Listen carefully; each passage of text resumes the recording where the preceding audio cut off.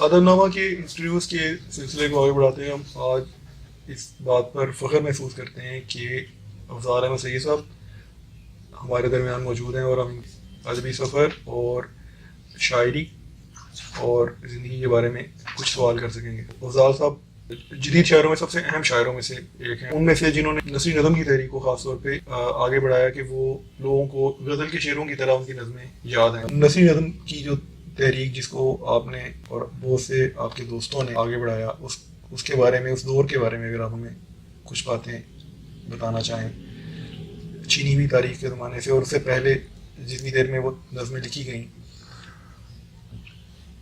دیکھیے, نثری نظم کی تحریک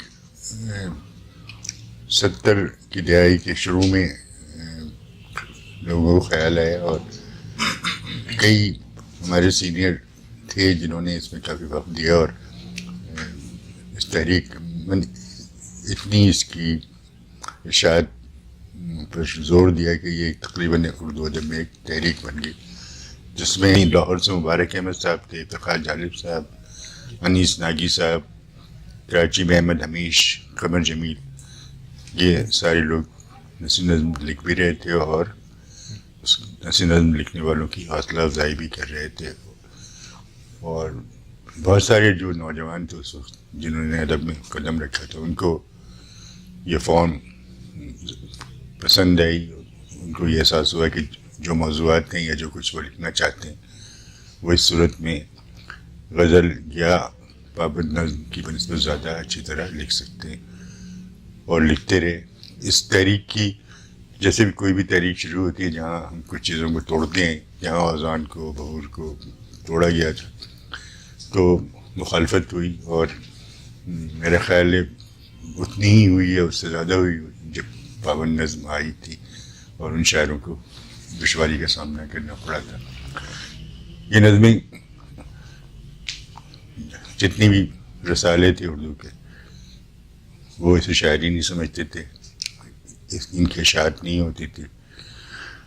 بہت ایک چھوٹا سا رسالہ لاہور سے نثری انجم بھٹی اور افتخار جالب اور فہیم جوزی صاحب وغیرہ نے مل کے نکالا. میرا خیال ہے پہلی مرتبہ اس میں عبدالرشید صاحب ہمارے اولین نثری نظم لکھنے والوں میں, ان کی ایک میری بھی یہ کچھ نظمیں اس طرح وہاں شائع ہوئی. پھر 1980 کے آغاز میں اجمل کمال نے ایک رسالہ آج نکالا جس میں بہت ساری نثری نظمیں تھیں اور وہ مستقل اپنے رسالے میں شائع کرتے رہے. بہت دنوں بعد جب کشور ناہید میں نو کی ایڈیٹر ہوں تو انہوں نے نثری نظموں کو شائع کرنا شروع کیا, اور پھر کچھ صدیقہ بیگم کے ادب لطیف میں چھپیں, پھر شبخون میں چھپیں. تو اس طرح دھیرے دھیرے یہ نظمیں اشاعت ان کی ہوتی رہی, لوگوں تک یہ نظمیں پہنچتی رہی.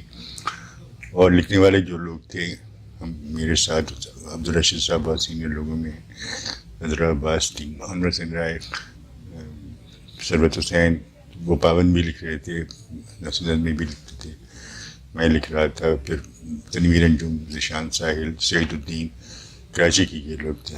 اور لاہور میں مجھے نثری انجم بھٹی صاحبہ کا نام یاد آتا ہے. پھر دھیرے دھیرے ہمارے مجموعے بھی چھپے اور کسی حد تک یہ نظم اسٹیبلش ہوتی رہی. اور ابھی بہت بڑا رجحان ہے لکھنے والے یعنی ہیں جو نثری نظم کی فارم میں لکھنے کو ترجیح دیتے ہیں. اور میں کہیں پڑھ رہا تھا تو ظفر اقبال صاحب نے کہا کہ ایسا لگتا ہے کہ نثری نظم ہی سکہ رائج الوقت. جو 60 کی دہائی تھی وہ عالمی سطح پہ بھی بہت سی موومنٹس کی, تحریکوں کی اور انقلابات کی دہائی تھی, بہت سی بغاوتیں ہوئیں اور بہت سی تبدیلیاں آئیں. تو کیا ایسا سمجھنے کے لیے, تفہیم کے لیے ایسا کہا جا سکتا ہے کہ یہ تحریک اپنے طور پہ تو ایک تحریک بن گئی, کیا یہ ایک رد عمل بھی تھا اس جنریشن کا؟ میرے خیال ہے وہ جنریشن تو ٹھیک ہے, اس نے بہت کچھ سیکھا, لیکن جو اس کے لیے کوئی ہم کہہ سکتے ہیں کہ کیٹلسٹ یا جو بات ہوئی وہ 1971 میں پاکستان میں جو کچھ ہوا, بہت کچھ ہمارے سوچنے کا, دیکھنے کا انداز بدلا, بہت سے بت ٹوٹ گئے, بہت سی حقیقتیں ہم پر آشکار ہوئیں, اور ظاہر ہے ہمیں بہت قومی سطح پر انفرادی سطح پر ایک بہت بڑے صدمے سے گزرنا پڑا جو آج تک مطلب باقی ہے. تو میں سمجھتا ہوں کہ وہ واقعہ جو ہے وہ اس تحریک کو، اس نظم کو، اس فارم کو آگے بڑھانے میں بہت زیادہ اس کا دخل ہے. بظاہر اس میں لکھنے والوں نے اس موضوع پر کم لکھا ہے، لیکن ایک دنیا کو دیکھنے کا طریقہ کار بدل گیا. اور اس کے علاوہ بھی ایک طویل ماشاء اللہ کے بعد ایک جمہوریت آئی تھی. ایک اور چیز بھی ہوئی تھی، ایک 1 یونٹ کا سسٹم تھا جسے ہم چھوٹے صوبے کہتے ہیں. وہ کافی حد تک اسے نامطمئن تھے. وہ چیز ختم ہوئی تو بھی ایک کسی طرح سے کشادگی کا بھی احساس تھا. تو وہ ساری چیزیں مل کے میں سمجھتا ہوں کہ اس نظم کو یا اس فارم کو لکھنے والوں کی طرف راغب کر رہی تھی. یہ بات ایک ادیب کے لیے، ایک لکھنے والے کے لیے کس حد تک اہمیت کی حامل ہوتی ہے. جیسے آپ نے 71 پاکستان کے ٹوٹنے کا حوالہ دیا، تو یہ رویہ جو بعد کا شاید ماشاء اللہ کا، یا جو پہلا آیا یا دوسرا آیا، اس کی پیداوار ہے کہ ادیب میں اور معاشرے میں بہت سارا فاصلہ آ گیا، اور اس میں علامہ نگاری کا اور بہت سارے رجحانات افسانے میں آئے. تو میں یہ آپ کی اس بات کو آگے بڑھاتے ہوئے آپ ہی سے پوچھنا چاہ رہا تھا کہ آپ اسے کیسے دیکھتے ہیں کہ جو ایک ادیب ہے اس کا معاشرے میں ذاتی طور پہ ایک نرگسیت کا شکار ہو کے اور ایک طرح سے اپنے لیے ادب تخلیق کر سکتا ہے اور اس میں وہ خوش رہ سکتا ہے. جس طرح کچھ لوگ یہ سمجھتے بھی ہیں کہ وہ 5 سے 10 لوگوں تک ہی پہنچیں گے، لیکن اگر نسلی نظم کی تحریک نے لوگوں کو ساتھ انگیج کر لیا اور اس کی بنیاد بتا رہے ہیں کہ بہت سارے قومی واقعات ہیں، تو یہ ایک ادیب کے رول کو کیسے دیکھتے ہیں کہ وہ جڑا رہ سکتا ہے ادب جو ہے معاشرے سے، یا وہ کٹ کے بھی لکھ سکتا ہے؟ لکھ تو کٹ کے بھی سکتا ہے، لیکن اس کو جڑا رہنا پڑتا ہے، ورنہ پھر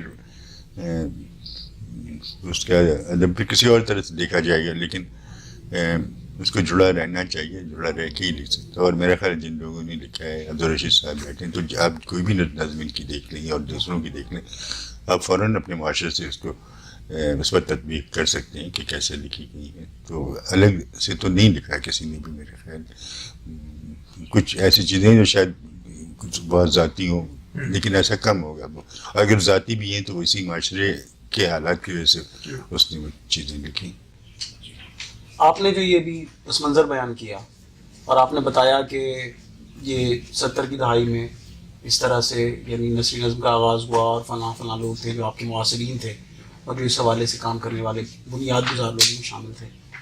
میں اس سطح پہ ایک اور چیز جو میرے سامنے ایک سوال کی صورت میں آتی ہے اور میں اس حوالے سے آپ سے چاہتا ہوں کہ آپ روشنی ڈالیں کہ ایسا وہاں اس وقت ہمارے اسی منظر نامے میں آزاد نظم بھی موجود تھی.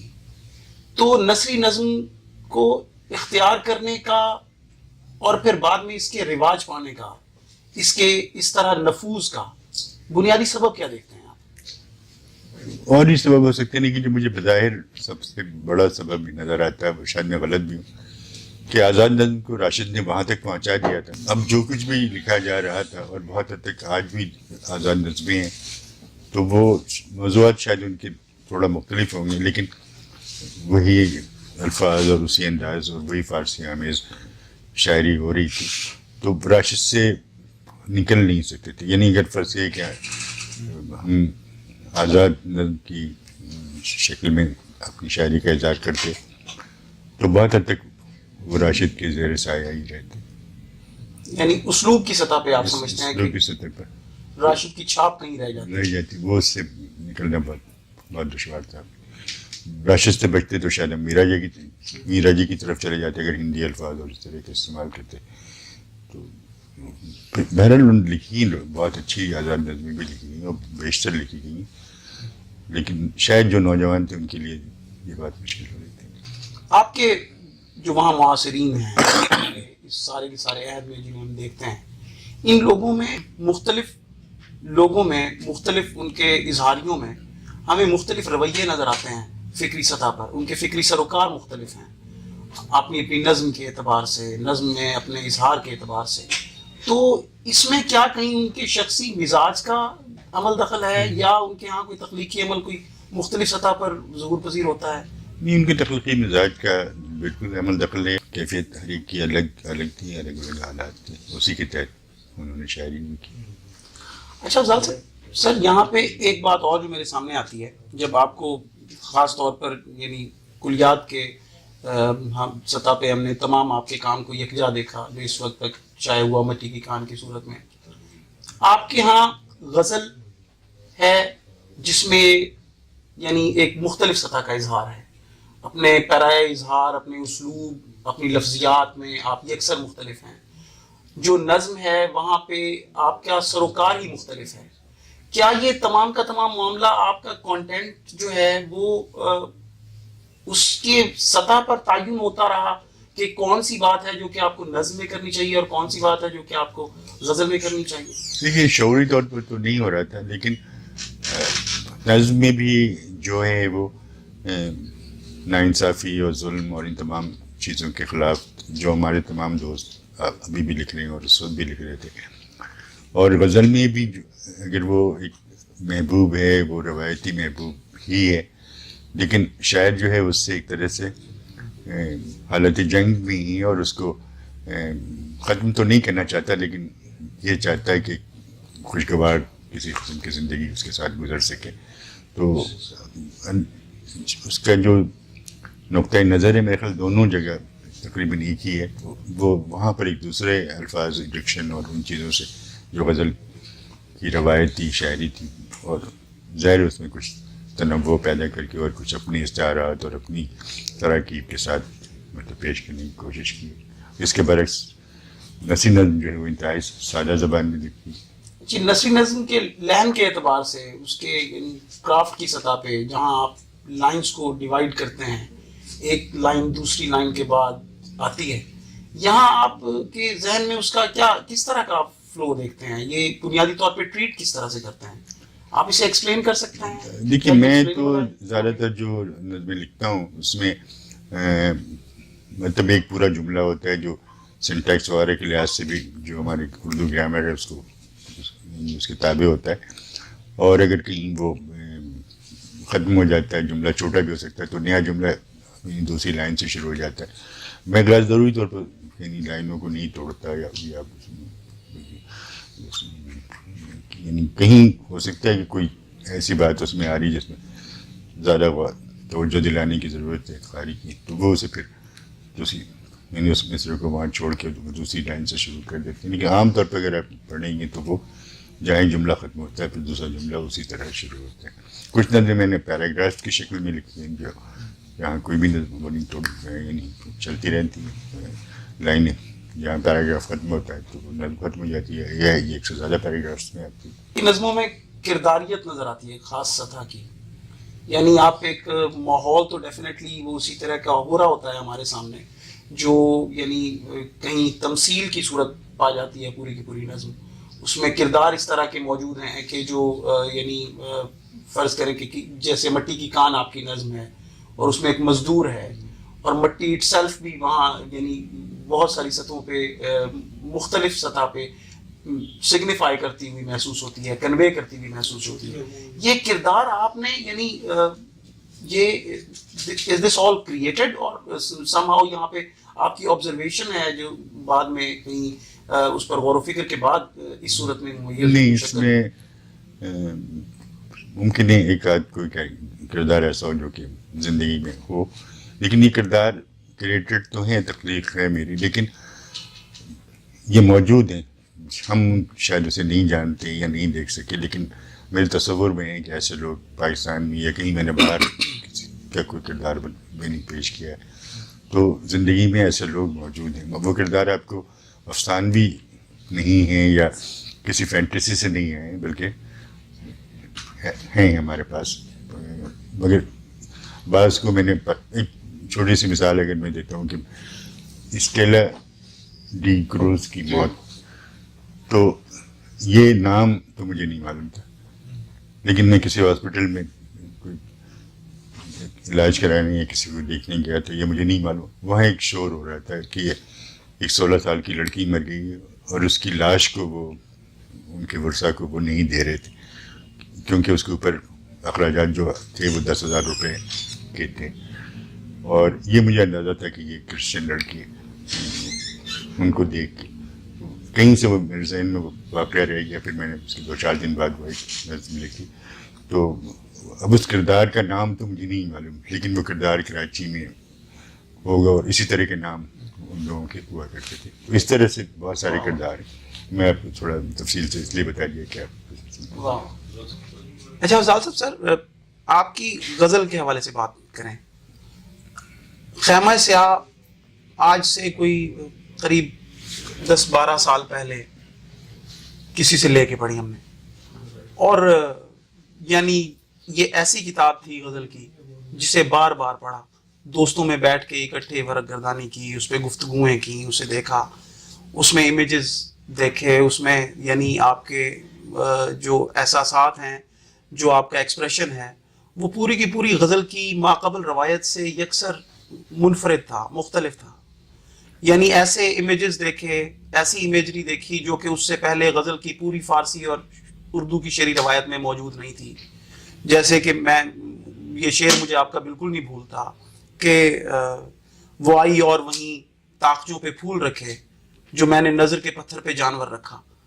تو یہ جو کہ پریمیٹیو ایجز کا ایک امیج ہے، جو کہ یعنی ماقبل تاریخ کے انسانی سماج کا کہیں کوئی منظر ہے، کہیں کسی اسطورے کا کوئی اس میں جھلک لیے ہوئے ہے اپنے آپ میں. یہ چیزیں آپ غزل میں کیسے لے آئی؟ یہ پہلی مرتبہ آئی غزل. یہ جو آپ کہہ رہے تھے، آپ کہیں کسی سطح پہ، کیونکہ شاعر میں سمجھتا ہوں بنیادی طور پہ شعر کا قاری ہوتا ہے، ان اے وے وہ انسپریشن لے رہا ہوتا ہے اور پھر بعد میں وہ جو ہے نا چیز کریٹ ہوتی ہے، اور وہ سارا کا سارا ایک عمل ہے جو میں جس طرح تک سمجھ سکا ہوں ایک طالب علمانہ سطح پر. آپ کے ہاں غزل میں اس طرح سے کیسے ہوا آغاز؟ چیزیں کیسی بنی؟ یہ تو ایک خیر مشکل خیال ہے، مطلب کیسے ہوا، لیکن ظاہر ہے میں ان چیزوں کو سبھی آپ نے بھی پڑھا، ہم بھی پڑھتے ہیں. اساطیر اور جو پرانی تہذیب تھی مذہب سے قبل جو انسانی معاشرے کی صورت تھی، تو بس ایک عاشق و معشوق کو دکھانا تھا یعنی روبرو. تو میں نے اسی طرح سے میرے ذہن میں خیال آ گیا. ابھی میں نے بالکل غزل کچھ دنوں پہلے لکھی ہے، تو پتہ نہیں کچھ اس سے خیال آ رہا ہے کہ وہ بھی ایک کسی دوسرے مذہب اور کسی دوسرے تہذیب میں، کہ آتش کدے یزد محبت میں ملے تو، آتش کدے یزد محبت میں ملے تو، ایک شمع بنامی دل و زردشت اٹھائے.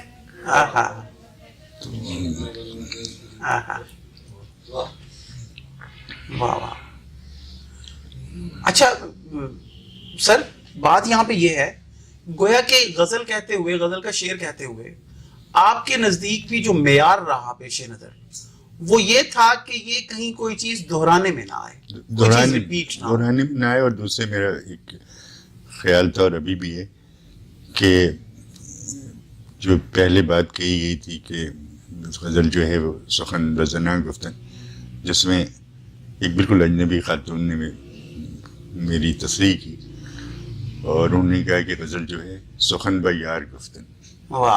ٹھیک ہے، تو میں غزل کہتے وقت میرے ذہن میں یار ہی رہتا ہے. ٹھیک ہے، میں نے کچھ اور ادھر کچھ موضوعات ہیں جو آ جاتے ہیں، لیکن کوشش کی ہے کہ جو کسی کو مخاطب ہی ہو اور اسی کے تذکرہ ہو.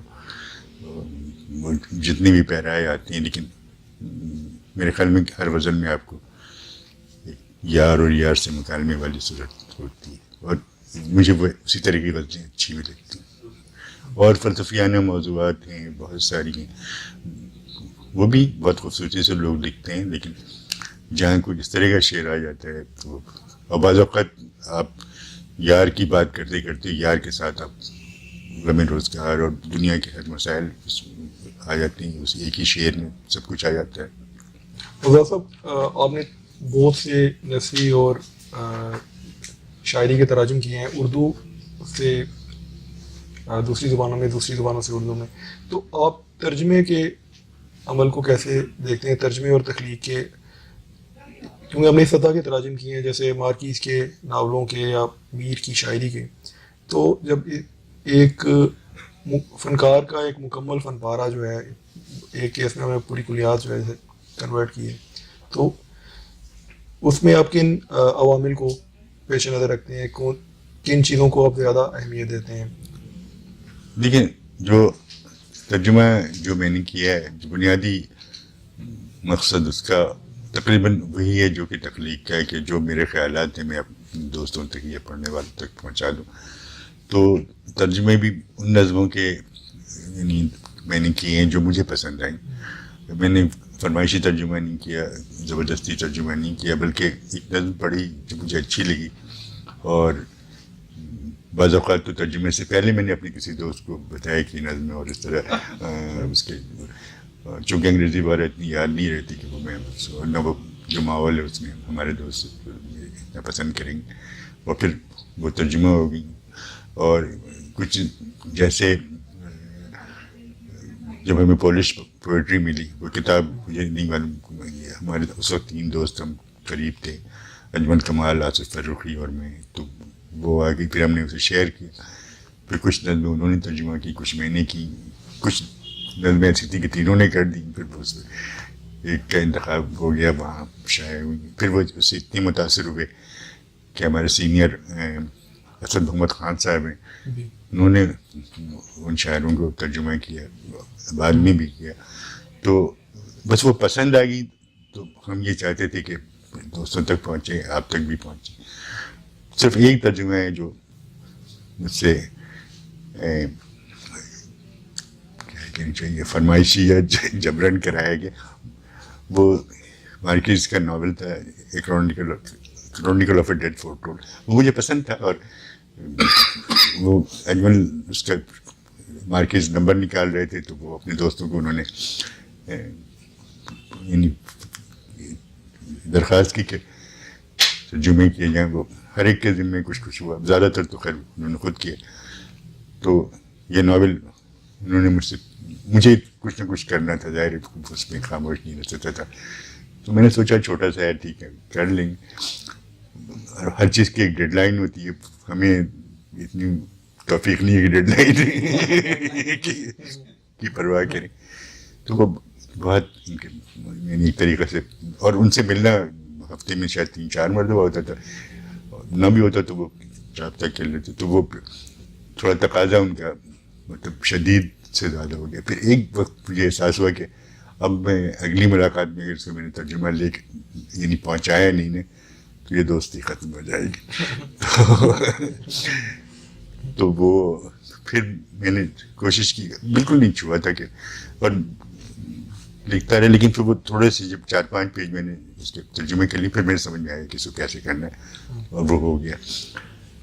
تو پھر میں وہ جب مکمل ہو گیا, ظاہر میری ایسی بھی رائٹنگ وغیرہ بڑی خراب ہے, جو کچھ پہلے میں اسے لے کے اجمل کے گھر گیا. تو عام طور پہ جب ہم جاتے ہیں تو پہلے وہ بیٹھا لیں گے, حال پوچھیں گے, کچھ کریں گے. اس نے دیکھا کہ میرے پاس کوئی چیز ہے نا, لفافہ, وہ چھین لیا. کوئی سلام کلام کچھ نہیں ہوتا, اور وہ مجھے بھول گیا اور اس کو پڑھنے لگا. میں بھی دیکھ رہا تھا کہ اس کو کیسا لگا. ایک پیج پڑھنے کے بعد جو اس کو خوشی ہوئی تو وہ حاصل تھا اس کا, مجھے بھی ہوئی. تو یہ ایک ترجمہ ہے جو کہ آپ کہہ سکتے ہیں کہ فرمائش پہ کیا گیا. اساتذہ صاحب, ترجمے کے حوالے سے میرے ذہن میں ایک بڑا بنیادی نوعیت کا سوال ہے, اور میں خود بھی ترجمے کے حوالے سے کچھ کام وام کرتا رہتا ہوں, دوستوں کو علم ہے ظاہر ہے, کہ جو ہم ترجمہ کرتے ہیں کسی بھی زبان سے اپنی زبان میں, وہ ہر دو زبانوں پر مہارت کا ایک خاص طرح کی یعنی دسترس کا متقاضی ہوتا ہی ہے. شعر کا, نظم کا ترجمہ کرنا کسی ایک زبان سے دوسری زبان میں, اور نثر کا ترجمہ کرنا, فکشن کا ترجمہ کرنا, پہلی بات تو یہ کہ یہ کس حد تک مختلف دیکھا آپ نے. دوسری بات یہ کہ جو شعر کا ترجمہ ہے, نظم کا ترجمہ, آپ اس سے کس حد تک مطمئن ہو پاتے ہیں جب آپ ترجمہ کرتے ہیں, اس کے ایکچوئل کانٹینٹ اور اس کے ٹیکسٹ کے ساتھ آپ کمپیئر کرتے ہیں. دیکھیں ایکچولی جو ہم ترجمہ کرتے ہیں نا, تو میں اپنی بات اور اس کو عوامی زبان میں کہتا ہوں کہ ہم 2 نمبر ترجمہ کرتے ہیں. یعنی زیادہ تر جو ہم ترجمہ کرتے ہیں وہ پہلے کسی اور زبان میں لکھی ہوئی یعنی تخلیق ہوتی ہے, وہ پھر انگریزی میں ترجمہ ہوتی ہے. اچھا, تو انگریزی میں ترجمہ ہوتے وقت اس زبان کے جو نوانسز ہوتے ہیں, جو خوبیاں ہوتی ہیں, کچھ ہوتی ہیں, کافی حد تک تو وہ ضائع ہو جاتی ہیں. پھر اس ایک خاص طرح کی انگریزی سے ہم اردو میں کرتے ہیں, وہ تھوڑا سا آسان ہو جاتی ہے, مطلب وہ پہلے سے اس کو پری کوکڈ ایک طرح کی چیز ملتی ہے.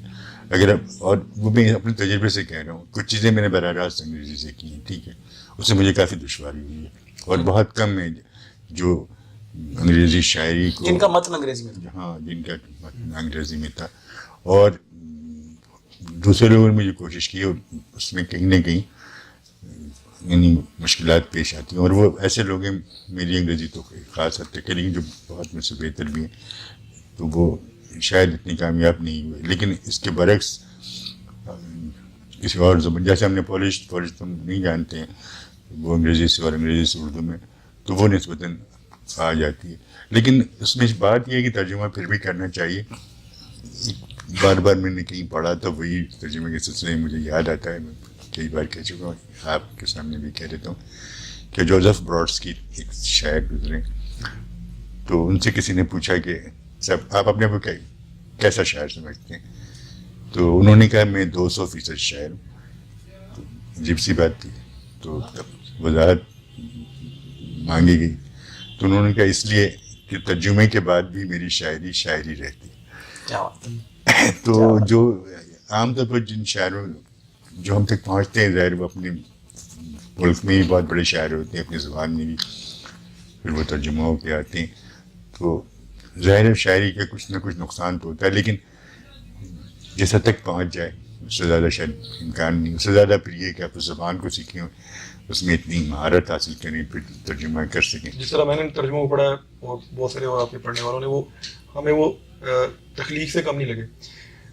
تو جو جن تراجم کو, پولش تراجم کو, شاعری کو, یا مارکیز کے فکشن کو آپ نے ترجمہ کیا, اور دوسری مثالیں بھی دی گئی, سر کیا ایسا ہے کہ وہ جن جگہوں کا, یا جو ماحول وہ کہانیاں جو شاعری بیان کرتی ہے, تو کیا اس کا ترجمہ کار کے ماحول سے جس میں وہ رہ رہا ہے, اس سے مطابقت اس میں کردار ادا کرتی ہے کہ وہ ترجمہ اس حد تک تخلیقی بن سکتا ہے؟ ہاں, یہ آپ بالکل صحیح بات کریں. جیسے میں نے پہلے ہی کہہ دیا کہ وہ ترجمے کے انتخاب میں اپنی آزادی سے کرتا ہوں, تو بلا شبہ ان میں کوئی چیز ان شاعروں نے جو لکھی ہے یا اس نظم میں ہے, وہ میری زندگی میں کسی نہ کسی تجربے سے مماثلت کرتی ہے, یا اسے قریب ہے, یا میں اس سے ایک تعلق جوڑ سکتا ہوں, تبھی شاید وہ ترجمہ کرنے کی میں کوشش کرتا ہوں. ورنہ تو ظاہر ہزاروں نظمیں پڑھتی ہیں, وہ پسند بھی آتی ہیں, لیکن وہ ترجمہ نہیں ہو پاتا. یہ درخواست ہے کہ شاعری ایک دو پھر ایجاد کریں. نہیں. ایک رنج منو تو کو ہما وقت اٹھائے, ایک رنج منو تو کو ہما وقت اٹھائے, پھرتا ہوں یہی مطلع دو لخت اٹھائے.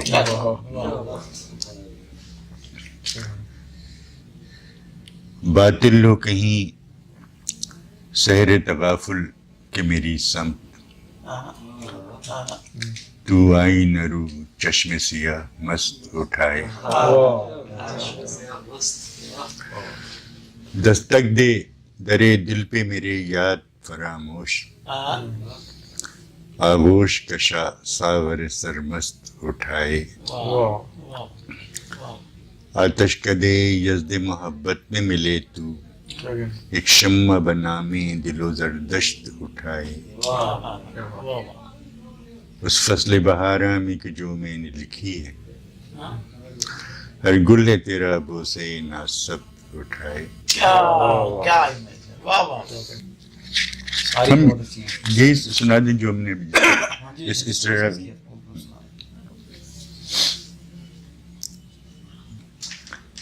اسٹیلا ڈی کیوروز کی موت. انکلتریا اسپتال کی 4تھی منزل پر اسٹیلا ڈی کیوروز 10,000 سے زیادہ کا حساب چھوڑ کر مر گئی. اور لیڈی آف فاطمہ میں آخری رسومات اور الائٹ بینک میں اوور ڈرافٹ کی تیاریاں ہونے لگیں. چند دنوں پہلے ایک اعلانیہ بوسہ اور ایک مشکوک چیک پیش کرنے پر یہ دونوں ادارے بالترتیب اسے ناپسندیدہ قرار دے چکے تھے. کیا کیا پیشہ ورانہ مہارت کے ساتھ ہر چیز طے کر لی گئی. سیاہ تابوت کے اطراف اور لیڈی آف فاطمہ کی نشستیں بھر گئیں.